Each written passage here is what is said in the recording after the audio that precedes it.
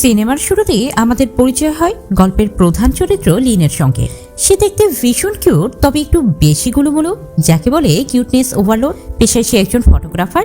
নিজের স্টুডিওতে উঠতে সব মডেলদের ছবি তুলে থাকেন। ছবি তুলতে তুলতে যখন চারিদিকে এত সুন্দরী সুন্দরী মডেলদের দেখে, তখন তার ইচ্ছে হয়, ইস, আমিও যদি ওদের মতো হ্যান্ডসাম হতাম তবে কতই না ভালো হতো। কারণ লিনের স্বপ্ন সে একজন স্টাইলিশ হ্যান্ডসাম ছেলেকে বিয়ে করবে। কিন্তু আয়নার সামনে দাঁড়ালেই তার মনে হয়, আমি এত মোটা, আমাকে আবার কে বিয়ে করবে? আর এই একাকিত্বের মাঝেই লিনের জীবনে একমাত্র ভরসা তার প্রিয় বন্ধু হান। হান একজন মিউজিক কম্পোজার, ভীষণ ট্যালেন্টেড আর একই সঙ্গে বেশ ধনীয়। লিন আর হানের বন্ধুত্ব আজকের নয়, প্রায় 15 বছরের পুরনো। যখন লিনকে তার মোটা হওয়ার কারণে কেউ পছন্দ করতো না, পাত্তা দিত না, তখন থেকে হানই ছিল তার একমাত্র ভরসা। লিন প্রায় মনে মনে ভাবে, আমি যদি আরেকটু চিকন হতাম তাহলে সবাই হয়তো আমার উপর ক্রাশ খেত। ঠিক তখনই সিন কাট হয়ে আমাদের নিয়ে যায় 15 বছর আগের এক ফ্ল্যাশব্যাকে। ছোটবেলার লিন তখন ছিল একদম চিকন আর হান ছিল উল্টোটা, ভীষণ মোটা। হান খেতে খুব ভালোবাসত, আর এই কারণে স্কুলের কিছু দুষ্ট ছেলে মেয়েরা তাকে নিয়ে নিয়মিত হাসাহাসি ঠাট্টা তামাশা করত।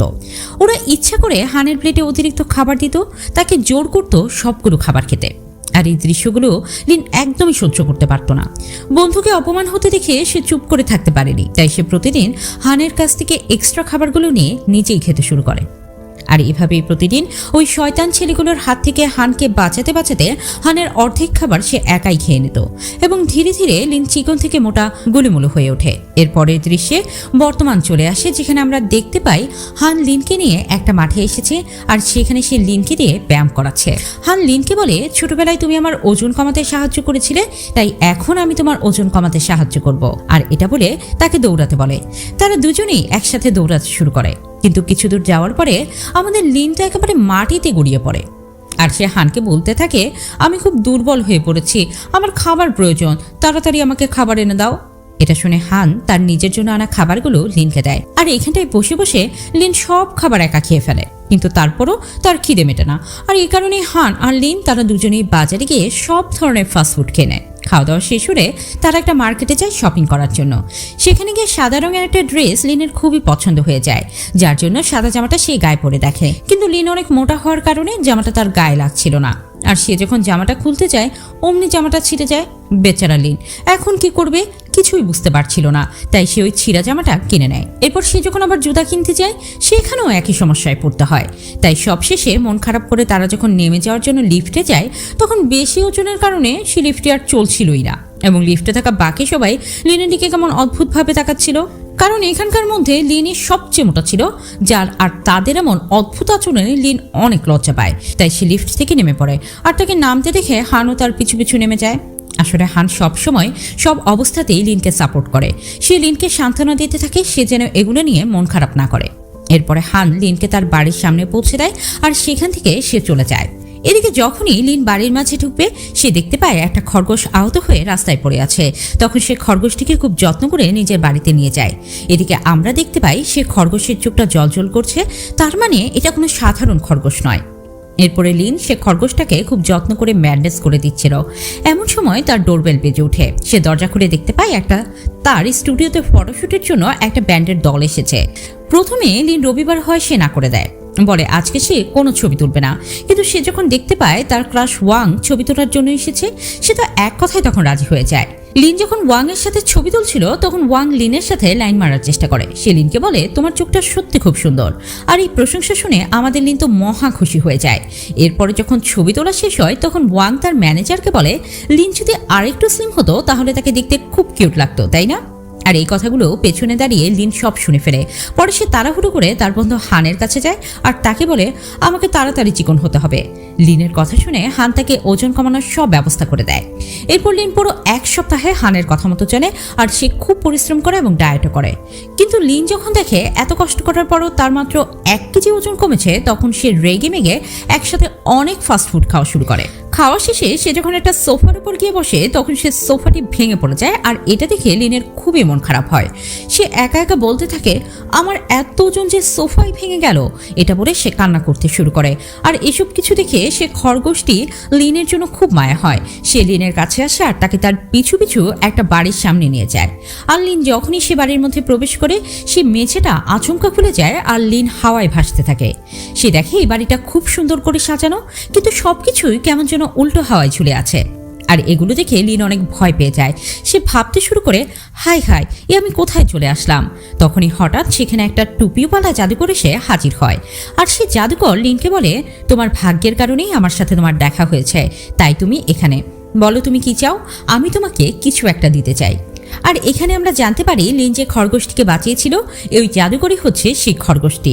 লিন সেহেতু কিছুই বুঝতে পারছিল না, তাই সে জোরে জোরে চিৎকার করতে থাকে আর বলে, আমি এরকম মোটা আর সিঙ্গেল হয়ে মরতে চাই না।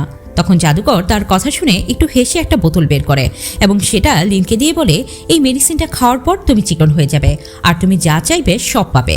তবে হ্যাঁ, এটা খাওয়ার পর এর কিছু সাইড ইফেক্টও আছে, কিন্তু সেটা আমরা পরে জানতে পারবো। তো এরপরে বোতলটা নিয়ে লিন বাড়ি চলে আসে এবং বোতলের ভেতরে যে পানীয়টা ছিল সেটা খেয়ে সেদিন রাতে ঘুমিয়ে পড়ে লিন। পরদিন সকালবেলা যখন ওর ঘুম ভাঙে তখন সে নিজেকে আয়নার সামনে দেখে চমকে যায়। বলে, এটা কি আমি নাকি স্বপ্ন দেখছি? মানে ও আসলেই একদম স্লিম এবং সুন্দর হয়ে গিয়েছিল, যা দেখে লিন তো নিজের চোখে বিশ্বাস করতে পারছে না। আর অনেকক্ষণ পর তার মনে পড়ে জাদুকরের ওই ওষুধটা তাহলে কাজ করেছে।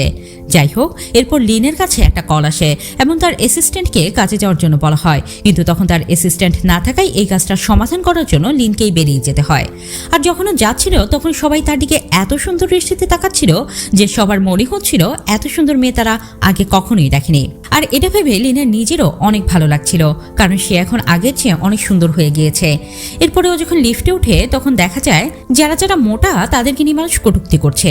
ইভেন একটা মোটা মেয়েকে লিন তার চোখের সামনে কষ্ট পেয়ে বের হতে দেখে তার নিজের অতীতের কথা মনে পড়ে যায়। এরপর সে একটা রুফটপ রেস্টুরেন্টে আসে যেখানে ওয়াং ছিল, আর ওয়াং তো লিনকে দেখে রীতিমতো ক্রাশ খেয়ে যায়। কিন্তু তাকে ভালো করে দেখার পর ওয়াং এর মনে হচ্ছিল এই মেয়েকে সে আগে কোথাও যেন দেখেছে, কিন্তু এখানে এসে লিন তার নিজের পরিচয় গোপন করে রাখে, কারণ লিন তো আগে থেকে ওয়াংকে অনেক বেশি পছন্দ করত। এভাবে সেখানে হাঁটতে হাঁটতে হঠাৎ করে লিন খেয়াল করে তার পুরো শরীর ফুলতে শুরু করে দিয়েছে। সে এখানে আর দাঁড়াতেও পারে না এবং এটা দেখে যত দ্রুত সম্ভব সে ওখান থেকে পালিয়ে যায়। আর রুমে আসার পরে সে বুঝতে পারে আসলে জাদুকর যে ওষুধটা তাকে দিয়েছে সেটা একটানা বেশিক্ষণ কাজ করবে না, তাই সেটাতে ঘুমানোর আগে আবারও ওষুধটি খেয়ে নেয় এবং সকালে উঠে দেখে সে এবারও আগের মতো অনেক সুন্দর হয়ে গিয়েছে। আর সেটা দেখে সে ভীষণ খুশি। মূলত এই ওষুধের কার্যকারিতা ছিল 10 ঘন্টার জন্য। তো কিছুক্ষণ পর লিনের বন্ধু হান এসে তাকে ডাক দেয়, কারণ প্রতি সপ্তাহে তারা দুইজন ঘুরতে যেত। কিন্তু হান তাকে এতটুকু যখন না দেখতে পায় তখন সে রুমের ভেতরে আসে, কিন্তু এদিকে লিন তো লুকিয়েছিল, কারণ সে হানের সামনে কিভাবে যাবে বুঝতে পারছিল না। বাট তারপরও হানের সামনে তো তাকে আসতেই হবে।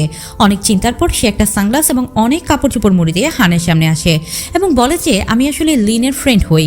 কিন্তু হান ওর 15 বছরের বন্ধু আর তাকে চিনবে না, সেটা কি করে হয়?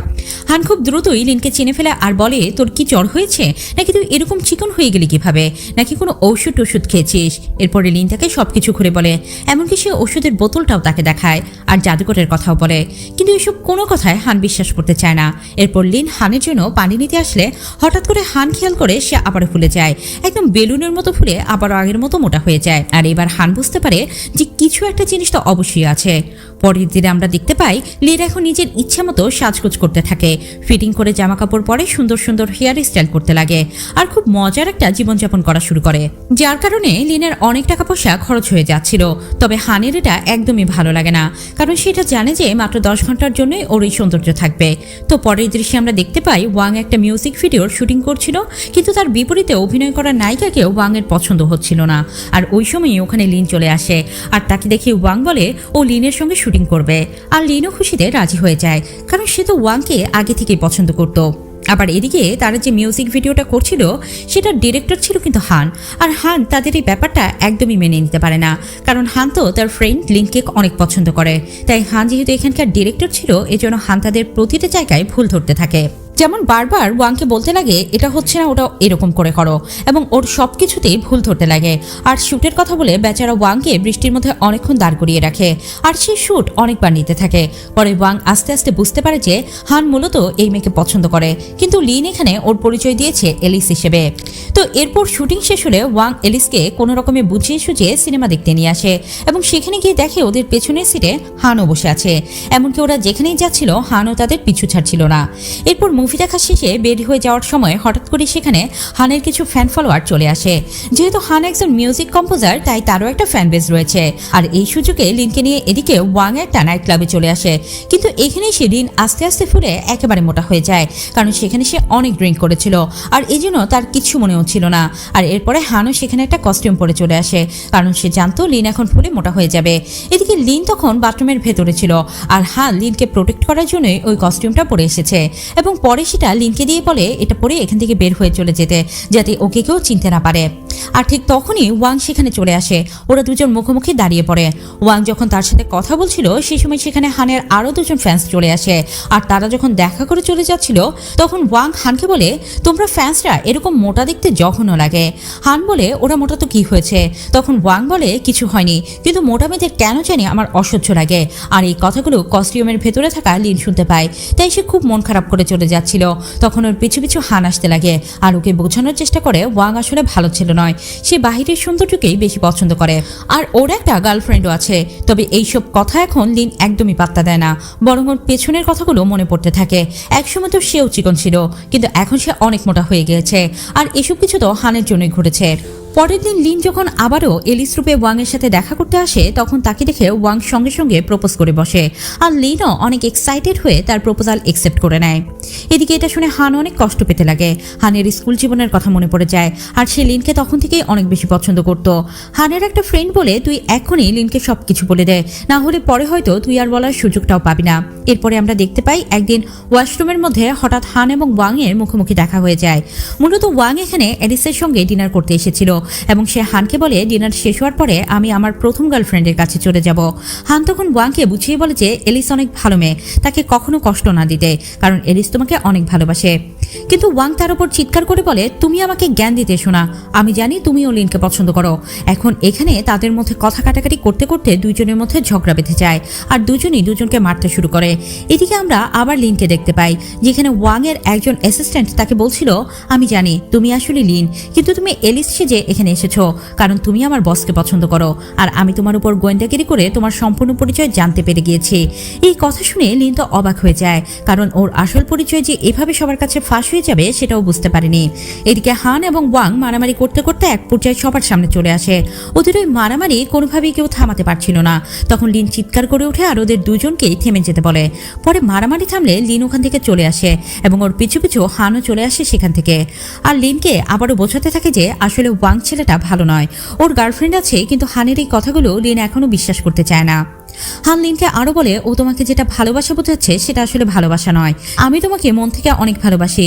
কিন্তু তার এই কথা লিন কিছুতেই বিশ্বাস করে না, আর বলে এখন যে মেয়ে সুন্দর হয়েছে তখন তুমি আমাকে এসে ভালোবাসার কথা বলছো, কই আগে তো কখনো বলনি? আমার এই সৌন্দর্য এখন তোমার সহ্য হচ্ছে না, তাই না? হানুকে বলে তুমি যে অবস্থাতেই থাকো না কেন ওই অবস্থাতেই আমি তোমাকে পছন্দ করি, কারণ আমি তোমার ভেতরের মানুষটাকে ভালোবাসি। কিন্তু লিন বলে আমি কেন এত মোটা হয়েছি, আমি তো তোমার জন্যই মোটা হয়েছিলাম, তাই না? এবং সে রেগে মেগে হানকে আরো বলে আমি আর কখনো তোমার মুখ দেখতে চাই না। এই বলে লিন সেখান থেকে চলে আসে। পরদিন সে ওয়াং এর সাথে একটা ক্যান্ডেল লাইট ডিনারে আসে, এবং ওয়াং তাকে বলে আমি চাই না তুমি আর হানের সঙ্গে কথা বলো। কিন্তু লিন বলে আচ্ছা আমি যদি হঠাৎ করে মোটা হয়ে যাই তুমি কি আমাকে ভালোবাসবে?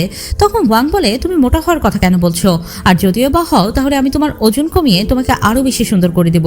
এতে লিনের আবারও মন খারাপ হয়ে যায়, তবে এবার তার মনে একদম জেদ চেপে বসে যে ও সবসময়ের জন্য এরকম স্লিম ও সুন্দরী থাকবে। তাই ও জাদুকরের কাছে আসে আর চিৎকার করে বলে তুমি আমার আর একটা উইশ পূরণ করো, আমাকে তুমি পার্মানেন্টলি সুন্দর করে দাও, আমি যেন সবসময় এরকম থাকতে পারি। জাদুকর বলে ঠিক আছে, এবং আরেকটি ওষুধের বোতল দেয় আর বলে এর বিনিময়ে কিন্তু তুমি তোমার জীবনের সব থেকে সুন্দর জিনিসটি হারিয়ে ফেলবে। এরপর লিন কোনো দিকে কোনো কথা না শুনি রাজি হয়ে যায় আর বলে ঠিক আছে। বিনিময়ে ওই ঔষধটা নিয়ে সেখান থেকে চলে আসে। এদিকে পরের দৃশ্য আমরা হানকে দেখতে পাই, যার হাতে অনেক আঘাত লেগেছে, এবং সে বসে বসে ভাবতে লাগলো নতুন একটা গান কম্পোজ করবে, এবং এই গানটা সে সম্পূর্ণ লিনের জন্যই লিখবে, কারণ ছোটবেলা থেকেই হান লিনকে অনেক ভালোবাসে, কিন্তু লিনকে ওকে কখনো বোঝাতে পারেনি। এখন যখন সে কথা বলে বোঝাতে পারছে না, তখনই গান লিখেই ওকে বুঝিয়ে দিবে। এজন্য লিনকে নিয়ে একটা গান লিখতে শুরু করে এবং তার অতীতের সমস্ত ঘটনা চিন্তা করতে থাকে। কিন্তু সবকিছু মনে পড়লো তার এটা মনে পড়ে না যে কেন হঠাৎ করে লিন এত মোটা হয়ে গেল। যাই হোক, সে আস্তে আস্তে লিনের জন্য একটা গান কম্পোজ করে ফেলে এবং পরের দৃশ্যে আমরা দেখি লিন ওষুধটা নিয়ে তার রুমের ভেতরে প্রবেশ করেছে। আর যখনই সে ওষুধটা খায় তখন ওই দিক থেকে আমরা হানকে দেখতে পাই। ওর চোখগুলো কেমন জানি সাদা হয়ে যাচ্ছিল এবং সাথেই লিনের অতীতের যত স্মৃতি ছিল সেই সব কিছু মুছে যায়। আর এদিকে লিন পার্মানেন্টলি অনেক কিউট এবং সুন্দর হয়ে যায়। এরপর সে যখন স্টুডিওতে ফিরে আসে আর ওয়াং এর সঙ্গে কথা বলতে যায়, তখন দেখা যায় ওয়াং ওর থেকে মুখ ফিরিয়ে নিচ্ছে। ইভেন সবাই ওর দিকে অন্যরকম দৃষ্টিতে তাকাচ্ছে আর অনেক অদ্ভুত অদ্ভুত প্রশ্ন করছে এবং সবাই তাকে নিয়ে বাজে কটূক্তি করে বেড়াচ্ছে আর বলছে এটা তো লিন, সে প্লাস্টিক সার্জারি করিয়ে এরিস সেজেছে। আর ওই দেশে প্লাস্টিক সার্জারি করাকে মানুষ অনেক খারাপ দৃষ্টিতে দেখে, তাই লিন অনেক প্রশ্নের সম্মুখীন হয়ে পড়ে। এমনকি কিছু মানুষ ওর দিকে পানিও ছুড়ে মারে। আর এই মুহূর্তে সেখানে হান এসে তাকে প্রোটেকশন দেয় আর ওপরে তুলে এনে বলে আপনি ঠিক আছেন তো। হানের মুখে এমন কথা শুনে লিন অনেক অবাক হয়ে যায় আর বলে তুমি আমাকে আপনি করে কেন বলছো। তখন হান বলে আমি কি আপনাকে চিনি, আপনি আমার সঙ্গে এভাবে কেন কথা বলছেন। তখন লিন বলে আমি তোমার ফ্রেন্ড লিন, আমাদের 15 বছরের বন্ধুত্ব, এই দেখো একসঙ্গে আমাদের কত ফটো আছে। আর লিন যখন ফটোগুলো তাকে দেখাতে যায় তখন সে দেখে হানের ফটোগুলো তো সেখানে আছে ঠিকই, কিন্তু পাশে লিনের মুখ একটাও বোঝা যাচ্ছে না, ঝাপসা হয়ে গেছে। লিন তখন কাঁদতে কাঁদতে বলে হান তোমার মনে নেই আমি তোমার বান্ধবী লিন, আমরা ছোট থেকে একসাথে বড় হয়েছি, তুমি একবার মনে করার চেষ্টা করো। কিন্তু হানের এখন আর এসব কিছুই মনে পড়ছে না। লিন এবার প্রচুর কাঁদতে থাকে এবং সে বুঝতে পারে ওর জীবনের সব থেকে বড় ঠকাটা এবার ঠকে গিয়েছে। এখন তার বুঝতে আর বাকি রইল না যে বোতলটা নিয়ে সে পার্মানেন্টলি এত স্লিম হয়েছে তার জন্যই এসব কিছু ঘটেছে। এরপরে লিন হানের করা গানের কম্পোস্টে দেখতে পায়, যা দেখে সে বুঝতে পারে হানি তাকে প্রকৃতপক্ষে ভালোবাসে। সে লিনের বাহিরের সত্তাকে নয় বরং তার ভেতরের আত্মাকে ভালোবেসেছিল। এভাবে লিন তার ভুল বুঝতে পেরে জাদুকরের বাড়িতে দৌড়ে দৌড়ে আসে। আর জাদুকর যখন দরজা খুলছিল না ও অনেক কাঁদতে লাগে। পরে জাদুকর দরজা খুলে সে জাদুকরকে বলে তুমি আমাকে আগের মতো করে দাও আর লিনের সমস্ত স্মৃতি ফিরিয়ে দাও। যা শুনে জাদুকর বলে আমি কেন বারবার তোমার কথা শুনবো বলো। লিন তখন অনেক রিকোয়েস্ট করে আর বলে আমি আর কখনো আপনার কাছে কিছু চাইবো না, আপনি আমার শেষ এই ইচ্ছাটা পূরণ করে দিন। তখন জাদুকর বলে তাহলে আমি তোমাকে শেষবারের মতো একটা সুযোগ দিচ্ছি, তুমি ফিরে যাও, সব আগের মতো হয়ে যাবে এবং লিনের স্মৃতিও ফিরে পাবে। তারপরে সে খুশি মনে সেখান থেকে ফিরে আসে আর দেখা যায় লিন আবারও আগের মতো মোটা হয়ে গিয়েছে, কিন্তু ও এখন কেবল হানকেই খুঁজে বেড়াচ্ছে। সব জায়গায় হানকে খুঁজতে লাগে কিন্তু কোথাও পায় না। তার সামনে এখন ওয়াং এর আসল পরিচয় একদম খোলামেলা হয়ে গিয়েছে। ওয়াং এর যে একটা গার্লফ্রেন্ড আছে সেটাও এখন জেনে গেছে এবং বুঝতে পারে হানি প্রকৃতপক্ষে তাকে ভালোবেসেছিল। একটু পর সে দূরে হানকে দেখতে পেয়ে কাঁদতে লাগে আর এদিকে তখন হানেরও সমস্ত স্মৃতি ফিরে এসেছে। ওরা দুইজন দুই প্রান্তে দাঁড়িয়েছিল। হান যখন ওর দিকে দৌড়াতে লাগে ঠিক তখনই সে একটা গর্তের ভেতরে পড়ে যায়। হানকে গর্তের ভেতরে পড়ে যেতে দেখে লিনও তার দিকে দৌড়াতে থাকে আর সেও গর্তে পড়ে যায়। গর্তের ভেতরে অবশেষে তারা দুজন দুজনের মনের কথা স্বীকার করে আর লিন বলে ও এবার সত্যিকার অর্থে সুন্দর হবে, কিন্তু সম্পূর্ণ নিজের প্রচেষ্টায়। আর এখানেই মোটা এবং চিকন ছেলে হৃদয় ছুঁয়ে যাওয়া এই প্রেমের গল্প শেষ হয়ে যায়। তো বন্ধুরা, তোমাদের কাছে মুভিটি কেমন লেগেছে কমেন্টে আমাদের জানাবে এবং তোমার গুরুমূল বন্ধু বান্ধবীদের শেয়ার করতে ভুলবে না। আর চ্যানেলে নতুন হলে অবশ্যই সাবস্ক্রাইব করে রাখবে। আজকের মতো এখানেই বিদায় নিচ্ছি, ততক্ষণ পর্যন্ত ভালো থাকো, সুস্থ থাকো, আল্লাহ হাফেজ।